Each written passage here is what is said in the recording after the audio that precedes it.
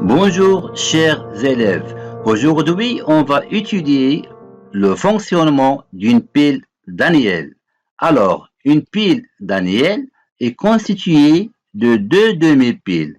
Alors, vous avez ici la première demi-pile et là, vous avez la deuxième demi-pile.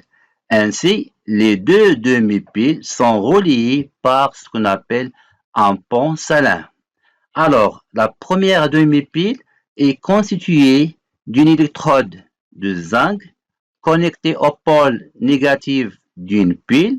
En fait que cette électrode, c'est une plaque de zinc qui est émergée dans une solution qui contient des ions Zn2+, et SO4 de moins, ce qu'on appelle l'anode. Alors, pour la deuxième demi-pile est constituée d'une électrode de cuivre connectée au pôle positif d'une pile. En fait que cette électrode, c'est une plaque de cuivre qui est émergée dans une solution qui contient les ions Ci2+, et SO4 de moins, ce qu'on appelle la cathode. Alors, ici, vous avez les électrons qui peuvent circuler à l'extérieur du circuit électrique. Chers élèves, maintenant, on va voir ce que se passe-t-il au niveau de chaque électrode. Pour cela, je vais utiliser une animation qui permet d'expliquer bien le fonctionnement d'une pile Daniel. Alors, comme vous voyez, au niveau de l'électrode de zinc, en fait que chaque atome de zinc va transformer en ion Zn2+. Et en même temps, il libère deux électrons.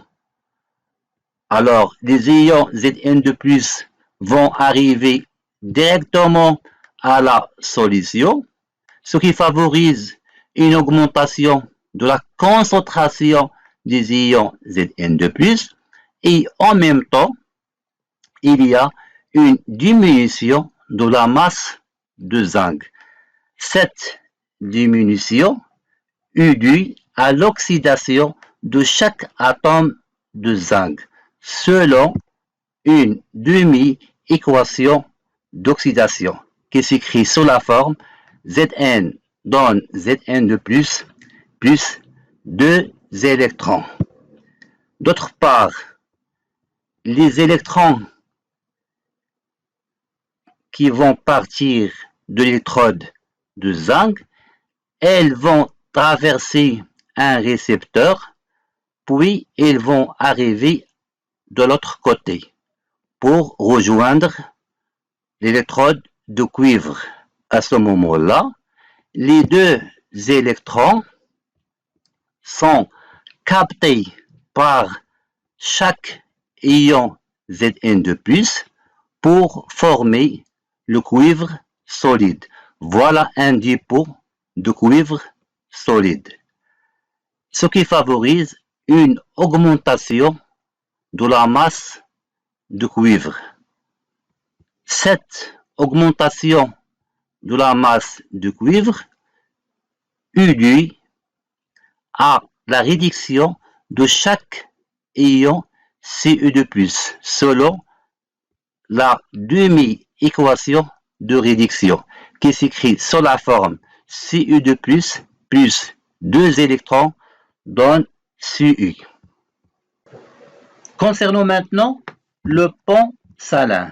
Alors, le pont salin est un papier filtre qui contient les ions K+, et Cl-, dans notre cas, et qui va faire la jonction entre les deux solutions de deux demi-piles.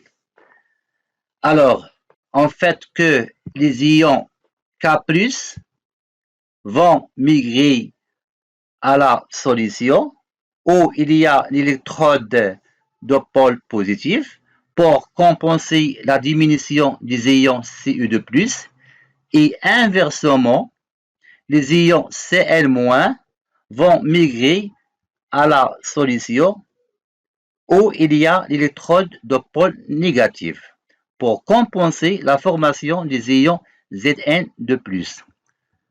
Donc, chers élèves, le pont salin permet de maintenir l'électroneutralité de la pile et assurer le déplacement des électrons à l'extérieur du circuit électrique.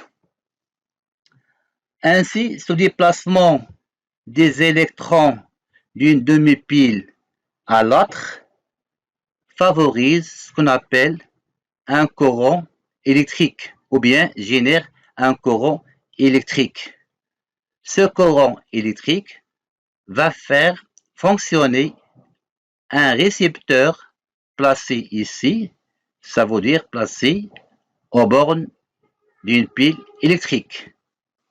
Chers élèves, si on va brancher ici une lampe électrique aux bornes d'une pile Daniel, comme montré sur l'animation suivante, alors qu'est-ce qu'on va observer? Bien sûr, on va observer l'allumage de cette lampe électrique grâce au déplacement des électrons qui vont générer un courant électrique. Donc, finalement, une pile Daniel, c'est un générateur de courant qui permet de convertir l'énergie chimique vers l'énergie électrique.